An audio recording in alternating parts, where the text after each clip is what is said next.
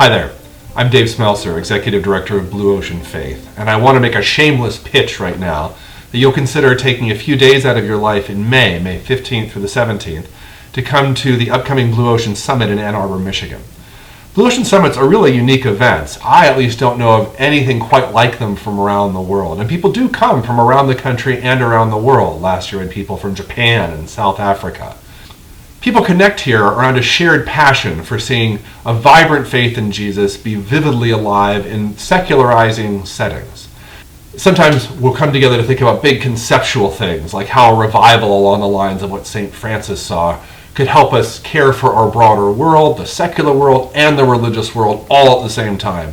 And then in the next conversation, we'll be talking about very specific things with groups of people who share our interests, who are thinking about how a worship ministry along these lines might be profoundly refreshing and helpful in ways we hadn't thought of, or how we could see our kids grow up to love Jesus for a lifetime, or how our specific workplace could be impacted by this sort of thinking. And many people are game to come together to try to help us think about this. You might have heard, for instance, of Phyllis Tickle. Phyllis Tickle has taught around the world about things like how Christendom has been changing in profound and new ways in these last few years, and much more profound devotional things like how to pray the divine hours. Phyllis actually retired from public speaking this year, but decided to come back for one more gig with us as she looked at what this was about. Bert Wagner has been the national director of Vineyard Churches from the year 2000 until 2012. Bert told me that he and Evelyn were already planning to fly from Texas for the summit at their own expense before I came and said, hey, would you speak to us? Would you tell us what you've seen in all those years in national ministry about how Jesus' gospel can profoundly affect a secularizing America? Charles Park is one of the most innovative and passionate speakers I've really ever run across. For some of you, this is going to require something heroic, a vacation day, travel, lodging, and you'll have to decide if that works for you. But if you do decide to come, I don't think you'll regret it.